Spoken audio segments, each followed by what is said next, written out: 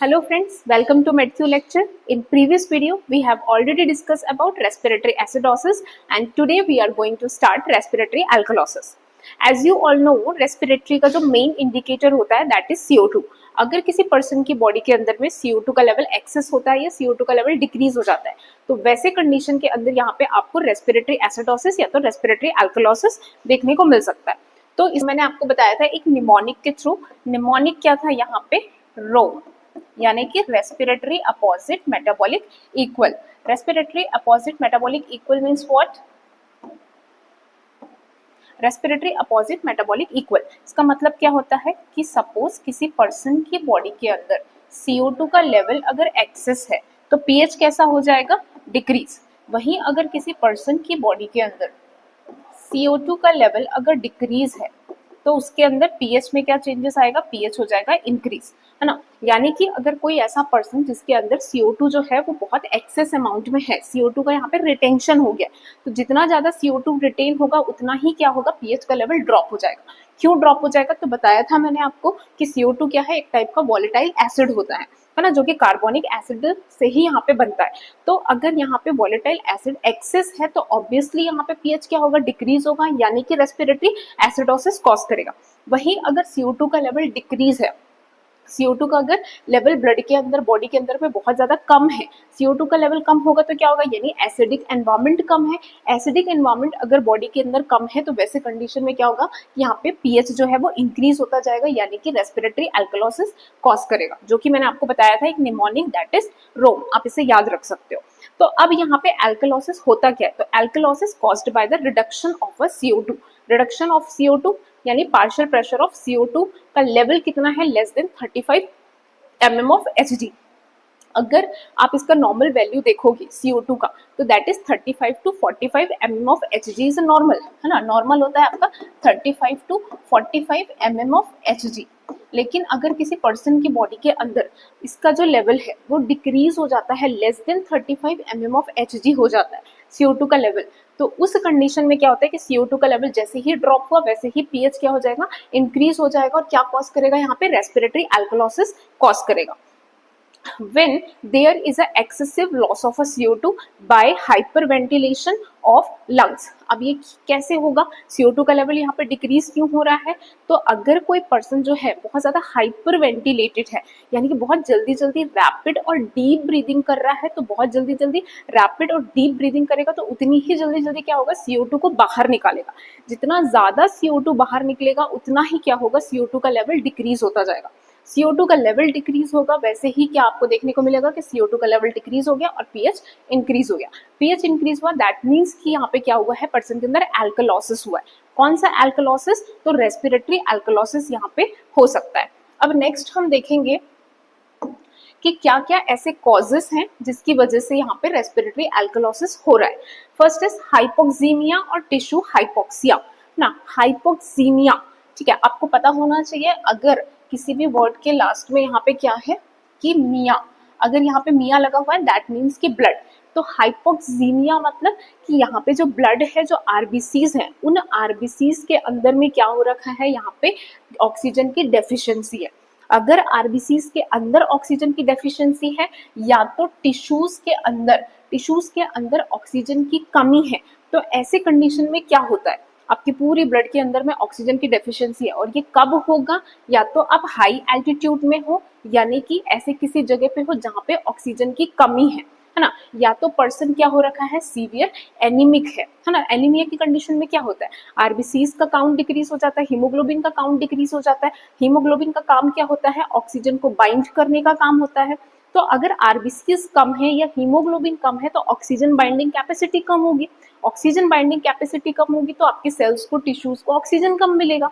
अब आप जब आपकी बॉडी के अंदर ऑक्सीजन की डेफिशिएंसी है, वे ऑक्सीजन की डेफिशिएंसी वाला जो ब्लड है, यानी कि आपका हार्ट जो है वो तो पंप कर रहा है, हार्ट ने पंप किया, अब यहाँ से जो कार्डियक आउटपुट आया वो एओर्टा में आया, एओर्टा में जो ब्लड आया उसमें लैक ऑफ ऑक्सीजन है। लैक ऑफ ऑक्सीजन वाला ब्लड जो है आपके असेंडिंग एओर्टा, फिर आर्च ऑफ एओर्टा, फिर डिसेंडिंग एओर्टा में जाता है। तो जो आपकी एओर्टिक आर्च होती है वो उसको सेंस कर लेती है कि भाई इसके ब्लड के अंदर क्या है? ऑक्सीजन कम है ना। क्योंकि वहां पे क्या होते हैं? एओर्टिक आर्च में यहाँ पे कीमो रिसेप्टर्स होते हैं।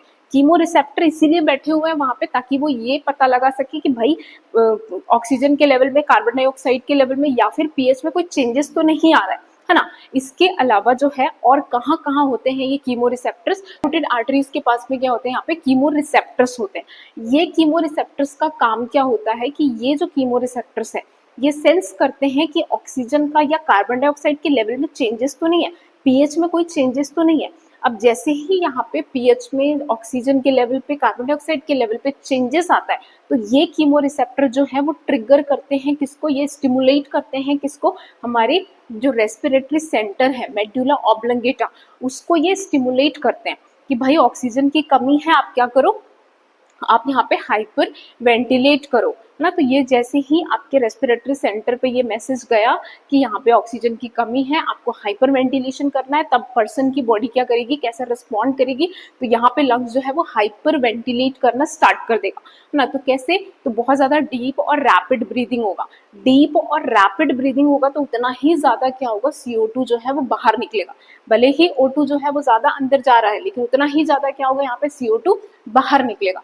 जितना ज्यादा CO2 बॉडी से बाहर निकलेगा CO2 का लेवल कम हो जाएगा, CO2 का लेवल कम होगा तो पीएच इंक्रीज हो जाएगा, और पीएच इंक्रीज हो गया तो उसी को हमने क्या बोला, रेस्पिरेटरी एल्कलोसिस। तो ये था आपका कॉज जिसकी वजह से क्या हो रहा है, यहाँ पे किसी भी पर्सन की बॉडी के अंदर में रेस्पिरेटरी एल्कलोसिस हो रहा है। नेक्स्ट है यहाँ पे हाइपर वेंटिलेशन और overstimulation of the respiratory system due to extreme anxiety, pain, hysteria, high fever which causes excessive CO2 loss. Okay, अब यहाँ जो हाइपर वेंटिलेशन हो रहा है या ओवर स्टिमुलेशन हो रहा है ब्रेन का, ब्रेन जो है वो ओवर स्टिमुलेटेड है, रेस्पिरेटरी सेंटर जो है वो ओवर स्टिमुलेटेड है, जिसकी वजह से क्या हो रहा है यहाँ पे, जिसकी वजह से यहाँ पे जो हाइपर वेंटिलेशन हो रखा है, इसकी लंग्स जो है वो क्या कर रही है, बहुत डीप और रैपिड ब्रीदिंग कर रही है, जिसकी वजह से CO2 का एक्सेसिव लॉस हो रहा है ना। तो अब ये ब्रेन जो है वो ओवर स्टिमुलेटेड क्यों है ना, यहाँ पे हाइपर वेंटिलेशन क्यों है, तो उसके भी कारण है। उसके क्या कारण है यहाँ पे, एंजाइटी। जब आपको डर लगता है, जब आप बहुत ज्यादा एंजाइटी में हो, रिजल्ट आने वाला है तो आपको कितना डर लगता है, उस डर की वजह से आप क्या करते हो, इतना डर लगता है आपको कि आपकी ब्रीदिंग रेट जो है वो बढ़ जाती है। क्यों बढ़ जाती है, क्योंकि आपका ब्रेन स्टिमुलेट हो गया है। ब्रेन अगर स्टिमुलेट हो गया तो क्या होगा, यहाँ पे हाइपर वेंटिलेशन आपको देखने को मिलेगा। तो पैनिक अटैक है, एंजाइटी है, तो उसकी वजह से क्या होता है, यहाँ पे हाइपर वेंटिलेशन हो सकता है। पेन, अगर किसी पर्सन को बहुत सीवियर पेन है कहीं पे, जिसकी वजह से भी क्या होता है, पर्सन हाइपर वेंटिलेट हो जाता है। हाइपर वेंटिलेशन हुआ जिसकी वजह से क्या हो सकता है, यहाँ पे रेस्पिरेटरी एल्कलोसिस हो सकता है। Next is hysteria. हिस्टीरिया क्या है, हिस्टीरिया एक टाइप का डिसोसिएटिव डिसऑर्डर है, यूजुअली जो है ये फीमेल्स के अंदर ज्यादा देखने को मिलता है। अब इसमें होता क्या है, तो इसमें जो है वो किसी पर्सन के अंदर इतना कुछ मेडिकल इलनेस रहता नहीं है, लेकिन फिर भी वहां पे क्या होता है कि वो पर्सन बहुत ज्यादा इमोशनल रहता है और बहुत ज्यादा हाइपर वेंटिलेट करता है, यानी कि बहुत ज्यादा डीप और रैपिड ब्रीदिंग करता है, जिसकी वजह से क्या हो सकता है, यहाँ पे CO2 का एक्सेसिव लॉस हो सकता है। जितना ज्यादा CO2 का एक्सेसिव लॉस होगा उतना ही आपको क्या देखने को मिलेगा, पर्सन का पीएच जो है वो इंक्रीज होता जा रहा है। Okay, the next is high fever. High grade fever है तब भी क्या होता है, यहाँ पे हमारा जो ब्रेन है वो ओवर स्टिमुलेटेड रहता है, और फीवर की कंडीशन में क्या होता है यहाँ पे कि आप बहुत ज्यादा हाइपर वेंटिलेट करते हो, है ना, आपको बहुत हाई ग्रेड फीवर है, वैसे कंडीशन में क्या होता है कि रेस्पिरेटरी रेट जो है वो बढ़ जाता है ना, टैकीकार्डिया होता है। तो अगर हाई ग्रेड फीवर है और उसकी वजह से भी रैपिड और डीप ब्रीथिंग हो रहा है तो वो भी यहाँ पे क्या कॉज कर सकता है, रेस्पिरेटरी एल्कलोसिस कॉज कर सकता है। देन नेक्स्ट है आपका hyper ventilation by the mechanical ventilation. कोई पर्सन जो कि ICU में है और मैकेनिकल वेंटिलेशन में है, मैकेनिकल वेंटिलेशन में है तब भी क्या होता है कि उस पर्सन के अंदर में आपको रेस्पिरेटरी एल्कलोसिस देखने को मिल सकता है ना, क्योंकि ऑलरेडी वो वेंटिलेशन में है पर्सन और उसके बाद में कुछ ऐसे सेटिंग्स में, मोड्स में अगर चेंजेस आ जाते हैं तो उसकी वजह से क्या होता है, person deep and rapid breathing कर रहा है और फिर उसको यहाँ पे क्या हो सकता है, रेस्पिरेटरी एल्कलोसिस हो सकता है। नेक्स्ट देखते हैं कि क्या क्या साइन एंड सिम्टम्स होंगे अगर किसी पर्सन के अंदर में रेस्पिरेटरी एल्कलोसिस है। फर्स्ट इज अ हाइपोवेंटिलेशन, कि अगर आपकी बॉडी के अंदर में हाइपर वेंटिलेशन हो रहा है, आप उस हाइपर वेंटिलेशन की वजह से क्या हो रहा है कि hyper ventilation, deep and rapid breathing कर रहा है पर्सन, डीप रैपिड ब्रीदिंग किया, फटाफट CO2 बाहर निकल रही है, CO2 बाहर निकला, वैसे ही क्या हुआ कि आपके ब्लड के, आपका जो ब्लड का पीएच है वो इंक्रीज हो गया। ब्लड का पीएच जब इंक्रीज होता गया ना, ब्लड का पीएच यहाँ पे इंक्रीज होता जा रहा है, that is respiratory alkalosis. Respiratory alkalosis होते ही यहाँ पे पीएच में चेंजेस आते ही आपके ब्रेन के पास अगेन यहाँ पे क्या जाएगा, एक मैसेज जाएगा, एक स्टिमुलस जाएगा कि भाई इसमें क्या हो रखा है, इस पर्सन की बॉडी के अंदर एल्कलोसिस हो रखा है ड्यू टू द हाइपरवेंटिलेशन, तो उसको कम कर दे। अगर कम नहीं किया तो पेशेंट का डेथ भी हो सकता है ना। तो ऐसे कंडीशन में जो ब्रेन है वो क्या करेगा, कंपनसेट करेगा, और कंपनसेट करने के लिए उसकी रेस्पिरेटरी रेट को क्या करेगा, स्लो डाउन करेगा। उसी को हम बोलते हैं हाइपो वेंटिलेशन। तो पर्सन जो है यहाँ पे क्या होगा, इसके अंदर में आपको हाइपो वेंटिलेशन देखने को मिल सकता है। Next is hypocapnia. आपको मैंने लास्ट क्लास में बताया था कि हाइपर और हाइपोकैप्निया, हाइपोकैप्निया का मतलब CO2 का लेवल ड्रॉप हो जाना, हाइपर कैप्निया का मतलब CO2 का लेवल इंक्रीज हो जाना। अगर किसी पर्सन की बॉडी के अंदर हाइपोकैप्निया है तो उसकी वजह से क्या होता है, यहाँ पे सेरिब्रल वेसोकॉन्स्ट्रिक्शन होता है। वैसे ही जैसे कि हमने एसिडोसिस में देखा था हाइपर कैप्निया था और वहां पे क्या हो रहा था, वेसो डायलेशन हो रहा था। यहाँ पे क्या हो रहा है, हाइपोकैप्निया, CO2 का लेवल डिक्रीज हो रहा है और उसकी वजह से क्या हो रहा है, यहाँ पे हो रहा है पर्सन की बॉडी के अंदर सेरिब्रल वेसोकॉन्स्ट्रिक्शन। ये जो ब्रेन की जो ब्लड वेसल्स है वो सारी की सारी क्या हो रही है, यहाँ पे कॉन्स्ट्रिक्ट हो रही है ना। क्योंकि जब हाइपोकैप्निया होता है तो इसकी वजह से क्या होती है, यहाँ पे जो आपका कैल्शियम इनफ्लक्स है वो कैल्शियम इनफ्लक्स बढ़ जाता है और उसकी वजह से क्या होता है कि मसल्स के अंदर में, आर्टरीज के अंदर में यहाँ पे कॉन्स्ट्रिक्शन हो जाता है। तो यहाँ पे आपको वेसो कॉन्स्ट्रिक्शन देखने को मिलेगा। अब जब ब्रेन की जो आर्टरीज है उसमें अगर वेसो कॉन्स्ट्रिक्शन हो गया, वेसल्स कॉन्स्ट्रिक्ट हो गई, तो क्या प्रॉपर्ली ब्लड सप्लाई होगा, नहीं हो पाएगा, ब्लड सप्लाई कम हो जाएगा। ब्लड सप्लाई कम होगा, ब्लड प्रेशर इंक्रीज होगा। तो वैसे कंडीशन में पर्सन के अंदर क्या क्या सिम्टम आएगा, लाइट हेडेडनेस होगा पर्सन के अंदर, confusion due to the lack of blood supply, headache होना स्टार्ट हो जाएगा पर्सन के अंदर ना। तो ये सिम्टम्स जो है आपको न्यूरोलॉजिकल सिम्टम्स देखने को मिल सकते हैं due to the cerebral vasoconstriction. Next is numbness हो गया, tetany, seizure and tingling of the extremities. तो ये सिम्टम्स हमने कहीं तो सुना है भाई, ये हाइपोकैल्सीमिया के सिम्टम्स है ना। तो हाइपोकैल्सीमिया के सिम्टम्स इसमें क्यों आ रहे हैं ना, यहाँ पे जब रेस्पिरेटरी एल्कलोसिस हो रहा है किसी पर्सन की बॉडी के अंदर, तो एल्कलोसिस मीन्स व्हाट, बाइकार्बोनेट का लेवल इंक्रीज है और H+ आयन कंसंट्रेशन डिक्रीज है ना। तब वैसे कंडीशन के अंदर में हमारी जो बॉडी है उसके अंदर में दो टाइप के जो कैल्शियम है वो प्रेजेंट रहता है। एक होता है आपका free calcium ion, free calcium ion जो कि आपके ब्लड के अंदर प्रेजेंट है, और दूसरा जो कैल्शियम होता है वो एल्ब्यूमिन के सराउंडिंग में बाइंड रहता है। तो एल्ब्यूमिन बाउंडेड जो आपका कैल्शियम आयंस है ये एल्ब्यूमिन के सराउंडिंग में क्या है, बाइंड होके रखा हुआ है।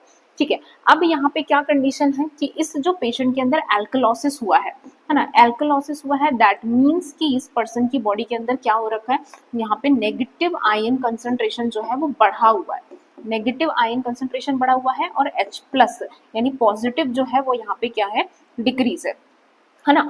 तब ऐसे कंडीशन में क्योंकि नेगेटिव आयन कंसंट्रेशन बढ़ा हुआ है, ऐसे कंडीशन में ये जो एल्ब्यूमिन है, ये एल्ब्यूमिन जो है जो कि नेगेटिव चार्ज लिए हुआ है, तो एल्ब्यूमिन जो है जिसमें नेगेटिव चार्ज होता है ये ज्यादा से ज्यादा जो है वो ब्लड के अंदर प्रेजेंट है। ज्यादा एल्ब्यूमिन जो कि नेगेटिव चार्ज कैरी किया है, जब ये ज्यादा अमाउंट के अंदर में कहाँ प्रेजेंट है, ब्लड में प्रेजेंट रहेगा, तो ऐसे कंडीशन के अंदर क्या होगा कि जितने भी फ्री कैल्शियम है इन सारे फ्री कैल्शियम को ये क्या करेगा, बाइंड करता जाएगा। जितने यहाँ पे फ्री कैल्शियम प्रेजेंट है सबको क्या कर रहा है, ये एल्ब्यूमिन बाइंड करते जा रहा है। क्योंकि नेगेटिव आयन कंसंट्रेशन ज्यादा है, दैट मीन्स कि एल्ब्यूमिन का कंसंट्रेशन ज्यादा है, एल्ब्यूमिन का कंसंट्रेशन ज्यादा है, तो वो क्या करेगा, जितने भी ब्लड में फ्री जो कैल्शियम यहाँ पे प्रेजेंट है वो सबको क्या करेगा, अपने में बाइंड करता जाएगा। और जब ये एल्ब्यूमिन सारे कैल्शियम को अपने में बाइंड करेगा तो वैसे कंडीशन में आपको क्या देखने को मिलेगा कि कैल्शियम का लेवल क्या हो गया, डिक्रीज हो गया। और कैल्शियम का लेवल जैसे ही डिक्रीज होगा वैसे ही क्या होगा, कैल्शियम का लेवल डिक्रीज हुआ और यहाँ पे क्या कॉज किया, हाइपोकैल्सीमिया कॉज किया।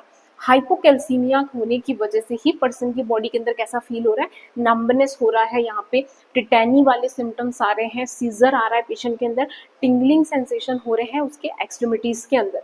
नेक्स्ट है यहाँ पे टेकिकार्डिया, नेक्स्ट है यहाँ पे tachycardia, low blood pressure, dysrhythmia due to the hypokalemia. तो लास्ट क्लास में भी मैंने आपको बताया था कि जो पोटेशियम होता है वो क्या करता है, यहाँ पे कंपनसेट करता है है ना। अगर किसी पर्सन की बॉडी के अंदर एसिडोसिस है तो एसिडोसिस में मैंने बताया है आपको कैसे वहां पे हाइपरकैलिमिया कॉज हो रहा है। वैसे ही क्या होता है कि यहाँ पे जब एल्कलोसिस होता है तो एल्कलोसिस की वजह से क्या हो रहा है यहाँ पे पर्सन की बॉडी के अंदर कि ये जो पोटेशियम का लेवल है वो डिक्रीज हो जा रहा है। क्यों? क्योंकि यहाँ पे जो ब्लड में पोटेशियम जो प्रेजेंट है, ब्लड में जो पोटेशियम है वो कहाँ चले जाते हैं, वो सेल के अंदर मूव कर जाते हैं ताकि वहां पे क्या हो सके कि जो हमारा पीएच में चेंजेस आया है वो नॉर्मल हो सके। तो आपको हाइपोकैलिमिया देखने को मिलेगा किसके अंदर, एल्कलोसिस के अंदर। और पर्सन की बॉडी के अंदर जैसे ही हाइपोकैलिमिया हुआ तो इस हाइपोकैलिमिया की वजह से क्या देखने को मिलेगा कि उस पर्सन की बॉडी के अंदर टेकिकार्डिया सिम्टम्स आ रहे हैं, डिसरिथमिया हो रहा है, ब्लड प्रेशर डिक्रीज हो रहा है। क्योंकि मैंने बताया था आपको हार्ट में रीपोलराइजेशन के लिए कौन रिस्पॉन्सिबल होता है, तो रीपोलराइजेशन के लिए यहाँ पे रिस्पॉन्सिबल होता है पोटेशियम। अगर उसकी डेफिशिएंसी है, उसकी डेफिशिएंसी है तो रीपोलराइजेशन होगा नहीं, है ना। रीपोलराइजेशन सही से नहीं होगा तो क्या होगा, कार्डियक डिस्प्रिथमिया रहेगा, रीपोलराइजेशन का ड्यूरेशन कम हो जाएगा, पर्सन की बॉडी के अंदर टेकिकार्डिया आपको देखने को मिल सकता है। तो ये था sign and symptoms. Next is a diagnosis. Diagnosis क्या करेंगे, तो again detail history and physical examination आपको करना है कि पर्सन की बॉडी के अंदर में यहाँ पे जो हाइपर वेंटिलेशन है वो क्यों हो रहा है, पर्सन के अंदर सारे साइन एंड सिम्टम्स को आपको ऑब्जर्व कर लेना। इसके बाद में आप क्या करोगे, यहाँ पे पीएफटी पल्मोनरी फंक्शन टेस्ट जो है आप इसको करोगे। पल्मोनरी फंक्शन टेस्ट में स्पायरोमीट्री आप करवा सकते हो, टाइडल वॉल्यूम कितना है, रेसिडुअल वॉल्यूम कितना है ना, पेशेंट की बॉडी के अंदर में टोटल लंग कैपेसिटी कितनी है, लंग वॉल्यूम कितना है, उसको चेक करने के लिए आप क्या करोगे, यहाँ पे स्पायरोमेट्री करवा सकते हो। उसके बाद में आर्टीरियल PaCO2 और O2 का लेवल आपको चेक करना है। तो आपको क्या करना है, arterial blood gas analysis, artery से आपको सैंपल कलेक्ट करना है, उसको आपको एबीजी के लिए भेजना है। अब जैसे ही आप उसको भेजोगे तो आपके पास एक रिपोर्ट आ जाएगी, उस रिपोर्ट में आपको चेक करना है कि ब्लड का पीएच कितना है, PaCO2 का लेवल कितना है, PaO2 का लेवल कितना है और बाइकार्बोनेट का लेवल कितना है। जैसे ही आप इसको चेक करोगे तो आपको ये समझ में आ जाएगा कि पर्सन जो है उसको रेस्पिरेटरी एसिडोसिस है या एल्कलोसिस है, कंपनसेटरी है या अनकंपनसेटरी है, तो वो आप यहाँ पे फाइंड आउट कर सकते हो through the ABG. ABG analysis में आपको क्या मिलेगा, PaCO2 का लेवल डिक्रीज मिलेगा। ठीक है, इन लास्ट वीडियो मैंने बहुत अच्छे से आपको एक्सप्लेन किया हुआ है कंपनसेटरी और अनकंपनसेटरी मैकेनिज्म। नेक्स्ट इज इलेक्ट्रोलाइट, आप चेक कर लेना। इलेक्ट्रोलाइट जब आप चेक करोगे तो आपको क्या मिलेगा, यहाँ पे एक तो हाइपोकैलिमिया मिलेगा, दूसरा हाइपोकैल्सीमिया मिलेगा और तीसरा यहाँ पे क्लोराइड जो है वो इंक्रीज मिलेगा। अब क्लोराइड क्यों इंक्रीज मिलेगा, यहाँ पे जब पर्सन की बॉडी के अंदर बाइकार्बोनेट एक्सेस हो जाता है ना। बाइकार्बोनेट जब एक्सेस हो जाता है तो वैसे कंडीशन के अंदर उस बाइकार्बोनेट को कम करने के लिए, तो हमने पढ़ा है लास्ट क्लास के अंदर में कि जो हमारा रीनल मैकेनिज्म था, है ना, रीनल मैकेनिज्म था, उस रीनल मैकेनिज्म में हमने पढ़ा है, इवन हमने हीमोग्लोबिन सिस्टम के अंदर भी पढ़ा है कि कैसे यहाँ पे हमारी बॉडी एसिड बेस बैलेंस करती है। तो हमने पढ़ा था ये ब्लड के अंदर क्या है आपका, बाइकार्बोनेट का लेवल एक्सेस है। ऐसे कंडीशन में क्या होता है कि ये बाइकार्बोनेट जो है वो अंदर की तरफ मूव करता है और क्लोराइड आयन जो है ये जो है वो बाहर की तरफ मूव करेगा। तो हमारी जो बॉडी है वो कंपनसेट करने का ट्राई कर रही है। कंपनसेशन के चक्कर में क्या हो रहा है कि ये जो बाइकार्बोनेट है, बाइकार्बोनेट जो कि ब्लड में एक्सेस है, तभी तो एल्कलोसिस हो रहा है, तो ये जो एक्सेस है ये कहाँ चला जाएगा, हमारी बॉडी क्या करेगी, इसको सेल के अंदर मूव करवाएगी ताकि ब्लड का जो एल्कलोसिस है वो क्या हो जाए, धीरे धीरे से नॉर्मल में आ जाए। तो जब एक नेगेटिव आयन अंदर जाता है तो क्लोराइड आयन क्या होता है, वो बाहर की तरफ मूव कर जाता है, जिसकी वजह से यहाँ पे क्लोराइड आपको क्या मिलेगा, ब्लड के अंदर इंक्रीज देखने को मिल सकता है। Next is a management. अब कोई पर्सन जिसको यहाँ पे रेस्पिरेटरी एल्कलोसिस है, वैसे पर्सन के अंदर आप क्या मैनेजमेंट करोगे। तो सबसे first you have to assist the patient for breathing techniques. हमेशा अगर पर्सन आपको रेस्पिरेटरी एसिडोसिस एल्कलोसिस के लिए आ रहा है तो आपको क्या करना है, हमेशा उसको असिस्ट करना है सबसे पहले तो ब्रीदिंग के लिए। अगर पर्सन कॉन्शियस है तो, अनकॉन्शियस है तो फिर हम ये वाला जो प्रोसेस है ब्रीदिंग टेक्निक्स वाला हम नहीं कर सकते, है ना। तो अगर पर्सन कॉन्शियस है तो आप क्या सिखाओगे उसको, ब्रीदिंग टेक्निक्स आप सिखाओ। कैसा ब्रीदिंग टेक्निक यहाँ पे करना है कि यहाँ पे पर्सन को क्या करना है, होल्ड करना है ब्रीदिंग को। कि ब्रीथ को होल्ड क्यों कर रहे हैं, क्योंकि यहाँ पे CO2 का लेवल डिक्रीज है। है ना। तो CO2 का लेवल अगर डिक्रीज है तो CO2 बाहर निकल रहा है, तो CO2 बाहर ना निकले इसके लिए आप क्या करवा रहे हो, ब्रेथ को होल्ड करवा रहे हो, आप उसके जो रेस्पिरेटरी रेट है उसको क्या कर रहे हो, यहाँ पे डिक्रीज कर रहे हो। तो आपको क्या एडवाइस करना है पेशेंट को कि आप होल्ड करो खुद से, voluntarily holding the breath using a rebreathing mask. इसके अलावा क्या यूज कर सकते हैं, रीब्रीदिंग मास्क यूज कर सकते हैं and rebreathing into a paper bag. अब ये रीब्रीदिंग मास्क और पेपर बैग क्या होता है, तो यहाँ पे आपको दिख रहा है कि ये जो फीमेल है जिसको रेस्पिरेटरी एल्कलोसिस हुआ है, इस फीमेल ने को हमने क्या किया, एक पेपर बैग दिया। उस पेपर बैग के अंदर वो क्या करेंगी यहाँ पे कि उसने जैसे ही उसमें एक्सेल किया, एक्सेल करके CO2 कहाँ गया, पेपर बैग के अंदर गया, फिर उसने क्या किया, उसी को वापस इनहेल कर लिया, है ना। तो इससे क्या होगा, CO2 का लेवल जो है वो धीरे धीरे से बॉडी के अंदर में इंक्रीज होगा। तो आप पेपर बैग यूज कर सकते हो CO2 के लेवल को इंक्रीज करने के लिए। इसके अलावा जो है रीब्रीदर मास्क भी आता है, जिसके थ्रू हम क्या करते हैं कि वापस से CO2 को हम पर्सन के अंदर वापस एक्सेल करवाते हैं, ताकि CO2 का लेवल जो है वो क्या हो जाए, यहाँ पे इंक्रीज हो जाए। इसके अलावा administer sedatives to decrease hyperventilation. अब यहाँ पे हम पेशेंट को क्या दे रहे हैं, सेडेटिव दे रहे हैं। क्यों, क्योंकि उसका ब्रेन जो है वो ओवर स्टिमुलेटेड था। ब्रेन ओवर स्टिमुलेटेड है तो उसको आपको क्या करना पड़ेगा, काम डाउन करना पड़ेगा। उसके लिए हमको क्या यूज करना है, सेडेटिव्स यूज करना है। जब आप सेडेटिव देते हो तो उसका ब्रेन जो है वो क्या हो जाता है, काम डाउन हो जाता है, और जो पर्सन हाइपर वेंटिलेट है वो क्या हो जाता है, धीरे धीरे से उसकी जो ब्रीदिंग रेट है वो नॉर्मल हो जाती है। ब्रीदिंग रेट अगर नॉर्मल हो जाएगी तो CO2 का ज्यादा रिटेंशन होगा, और CO2 का अगर लंग्स में ज्यादा रिटेंशन हुआ तो क्या देखने को मिलेगा आपको, CO2 रिटेन्ड हो गया। अब यहाँ पे pH जो है वो धीरे धीरे नॉर्मल रेंज की तरफ आ जाएगा। फिर आता है calcium gluconate 10% to treat the tetani.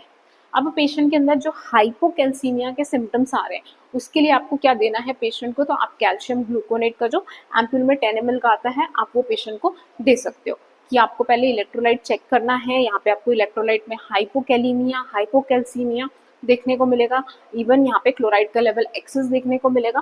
तो आप तो पहले आप क्या करोगे, देखोगे यहाँ पे मॉनिटर करोगे कि पर्सन के अंदर कौन सा इलेक्ट्रोलाइट इम्बैलेंस है, और उसके अकॉर्डिंग हम क्या करेंगे, यहाँ पे ट्रीटमेंट देंगे। तो हाइपोकैल्सीमिया अगर है, कैल्शियम का लेवल ड्रॉप है, तो उसके लिए आपको क्या देना है, यहाँ पे कैल्शियम ग्लूकोनेट का इंजेक्शन लगाना है।